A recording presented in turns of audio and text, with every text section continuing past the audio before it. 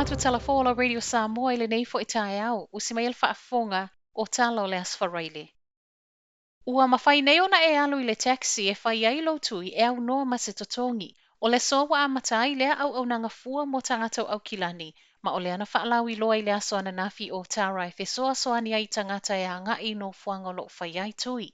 I se pepo whaamtalanga o le nei whainga fōwa ngā lulue whaapa angai le Northern Region Health Coordination Centre, ma le whale ta awale le Auckland Cook Taxis, ma olo tau la i lei tangata i le i whaia tui mua, ma olo o whaawhainga tau na whai malanga i no fuanga lo whai ai tui, ona o le Leai o se ta awale, po o le whaawhainga tau fo e ona e mo o mia le fesoa soani, ona e le malo si ato atoa. O lea au nanga maua fua, e na o le sausa o mai le whale a nga i le no fuanga lo whai ai tui ma toe momoli, ma e se fulu lima no fuanga lo whai ai tui tonu Aukilani e mawhai o nao o iai. Valu se lau taxis al falta avalo le afa o ngā ina i lea au nanga. Ma o ilato fo i tu ngā tele a afiang o le tino ma ono le mawhai ai o na wha o ngā lea au nanga.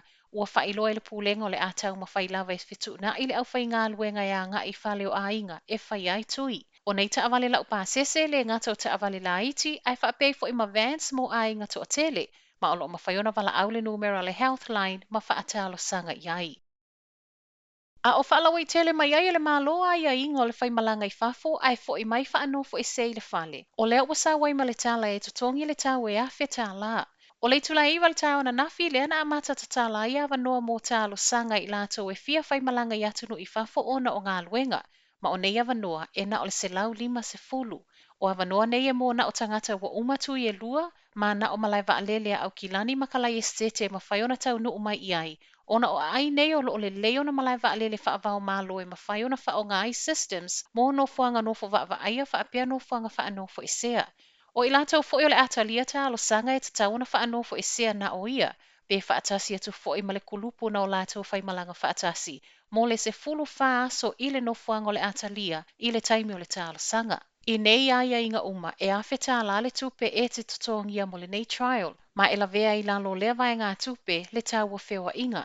O lo tatala pea nei le avanoa mo te alo sanga, whaangata i le tulai lima i le awhiawhi o le aso to na i le aso iwa o ke topa, ma o le aso se fulu lima o ke topa o le a whaailoai i lato wa manuia te alo sanga. O le trial le nei wa amata mea a o wa ai le malo e tatala tua o New Zealand i se taimi o i luma. Ai maise o le tau whaawasenga ino se awalai o no sui tūla ngai le whainga o lo o wha o ngai no whanga whaanofo i se le taimi nei, ma e na o i lato o lo o fia whaimalanga i whafo ona o ngā luenga.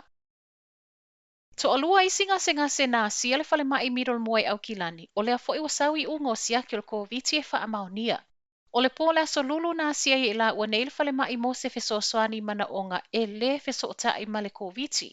Peitai, o lea lava na whaio la ua siaki ma ina wasau e positive, o le ufa anofo I se tasi o ward whaapitoa I le whale mai I Middlemore. Whai ai fo I male whai unga le pūlenga I ono iai le so o tanga vāvala latau I la ua nei, ma le tusa ma le ono sfulu ono ngase sai ai lea taimi, ma o le tolu sfulu ma le whao nei ngase, o whaanofo e sea fo I tutonu o le whale mai. Ai te ala isi tolu sfulu lua I tua, I lalo tuunga o le tulimataia pea I le soifua malo loina mo siaki. Faamautino mai ai le soifua malo loina e maua lalo le tūlanga ono la matia o tangata lautele mai nei cases. Mo le au whai ngā luenga le whale mai, Faamautino mai le Countess Manukau DHB o le ana lava puipuia le au whai ngā luenga ma e le tau mo o miai le malolo o se isi mai ngā luenga.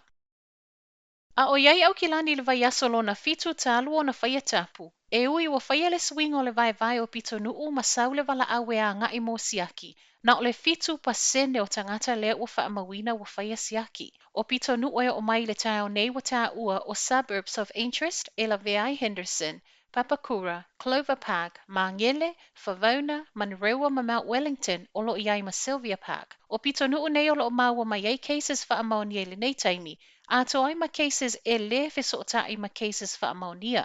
Faamaumau le Northern Region Health Coordination Centre talu mai le asunga fua le vai aso talu ai. Na ole se fulu lua afe iwa se lau fitu se fulu fata ngata wanga e mo siaki. Mai le se lau valus fultolu afe fitu se lau luas fulu iwa tangata o lo ono nofo I totonu ia pitonuu. Toi au ngani mai ei tangata uma o lo ono nofo ia vaenga o Aukilani a ngai mo siaki. E le ngata mo tangata o whaalongoina a unga le fulu.